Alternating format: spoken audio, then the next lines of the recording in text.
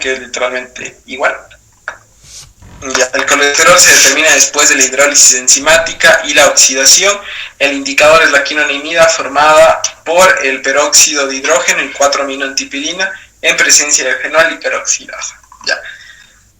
Aquí igual tenemos un cuadrito donde nos explica qué es lo que tenemos que hacer, y aquí es lo que les viene antes. Lo que podemos hacer nosotros, incubar o mantener a temperatura ambiente entre 20 y 25 grados, el tiempo va a aumentar un poco, o lo mejor es llevarlo más cercano a la temperatura corporal.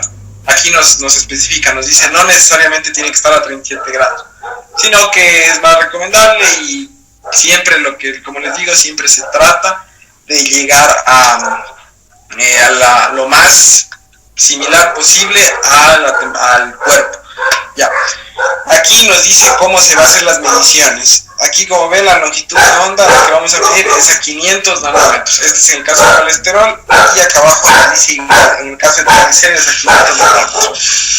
Pero vamos a hacer primero la medición del triglicéridos con su blanco, ajustando el espectro fotómetro con su blanco, y luego hacemos la medición de colesterol. Esperen un ratito. Ya, y luego hacemos la medición de colesterol, ajustando el espectro fotómetro primero con su blanco respectivo. Y luego hacemos el cálculo. Bueno, en este caso de colesterol, el estándar de igual forma tiene 200 miligramos sobre decilitro. Entonces el cálculo es literalmente igual que el otro, solo los que van a cambiar son las absorbancias. Ya, ahora sí vamos a los valores normales.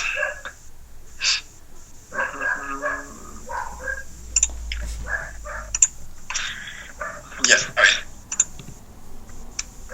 Ya. En cuanto a los valores de referencia, tenemos los siguientes. En esta práctica solo se suele medir colesterol y triglicéridos, aunque también otras casas comerciales o la misma suele dar también los reactivos para LDL y HDL separado, se puede decir.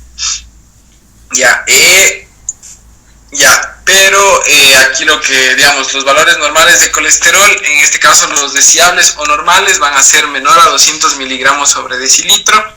El límite alto o pre-hipercolesterolemia es de 200 a 239 e hipercolesterolemia mayor a 240. LDL en miligramos sobre decilitro igual, el óptimo va a ser menor a 100. Esos son los valores que se tienen que aprender en realidad, los deseables o los óptimos. El colesterol menor a 200 tiene que estar, el LDL tiene que estar siempre menor a 100, triglicéridos tiene que estar a menor a 150 miligramos sobre decilitro, y el HDL es como que inverso, tiene que estar siempre mayor a 40 miligramos sobre decilitro. Mientras más alto, de alguna manera es mejor, es como que un factor protector que podemos tener. Ahora, en cuanto a los trastornos que hay, tenemos las dislipidemias, que se definen como una alteración genética o adquirida en el metabolismo de lípidos, ya sea en su síntesis o en su degradación, produciendo un aumento de los niveles de colesterol, LDL, triglicéridos, entre otros, y en algunos casos reducción del HDL. Se pueden clasificar de dos formas, en dislipidemias primarias y en secundarias. En las primarias tenemos hipercolesterolemia familiar, hipercolesterolemia familiar combinada,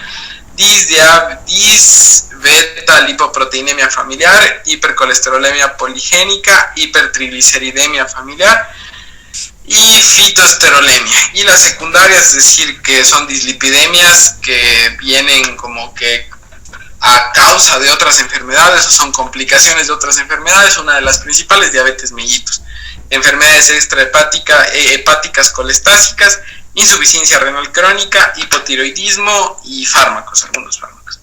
Ahora, en cuanto a la aplicación clínica, es importante tener en cuenta que los desequilibrios en los índices de formación y exportación de triacilglicéridos pueden producir un hígado graso y pueden llevar a un riesgo de aterosclerosis. Ahora, en cuanto a la aterosclerosis, ¿cómo se da este proceso?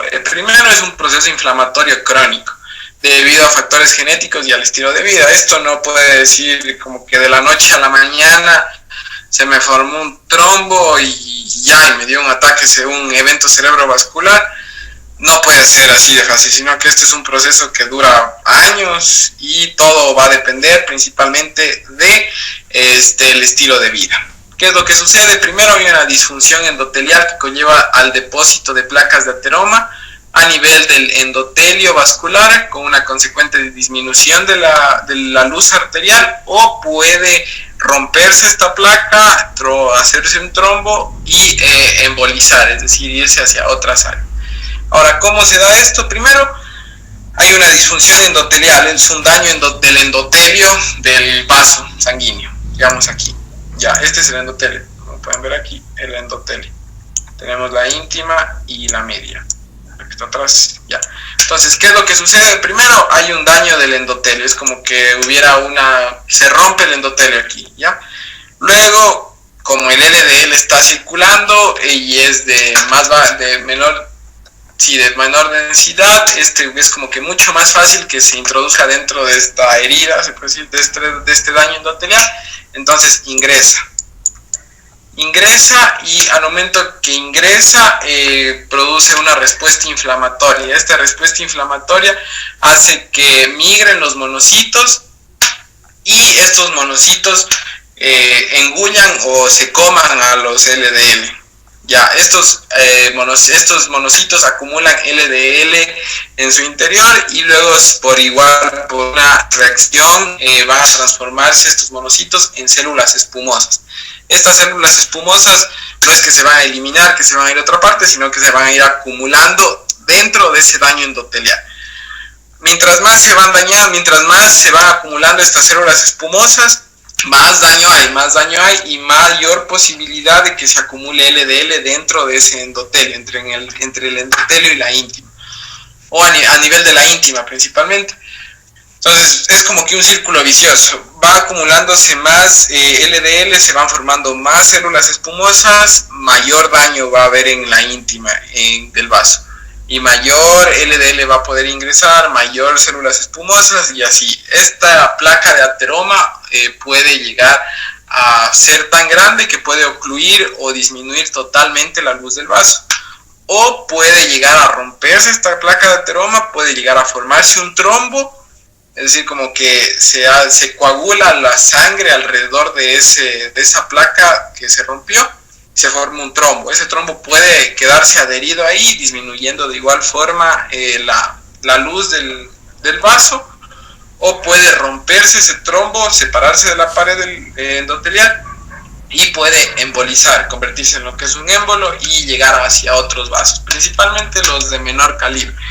Uno de ellos que es los vasos, las arterias coronarias, que irrigan al corazón, y estas van a dar posiblemente un infarto agudo de miocardio. Ya, y esta es la fisiopatología de la aterosclerosis, de cómo es que se forman las placas de ateroma y qué es lo que pueden causar. Entonces, por tanto, es importante siempre que se sospeche de un paciente o un paciente que llegue y sea sedentario, con malos hábitos alimenticios. Una de las pruebas iniciales, una de las pruebas que se le hace es un perfil lipídico. El perfil lipídico incluye colesterol, triglicéridos y HDL. El LDL no se calcula netamente como a partir de reactivos, sino se calcula a partir de una fórmula. Esos cálculos los van a averiguar en medicina de laboratorio. Eso. Y siempre tener como que un control de estos valores que estén por debajo de los óptimos para evitar posibles accidentes. Y la mejor forma de disminuir LDL, aumentar HDL, es cuidando la alimentación y los hábitos en general. Entonces, de esa forma hemos acabado esta práctica. ¿Alguna pregunta? ¿Hasta qué piensan? Voy a volver a tomar lista ahora sí ya a todos.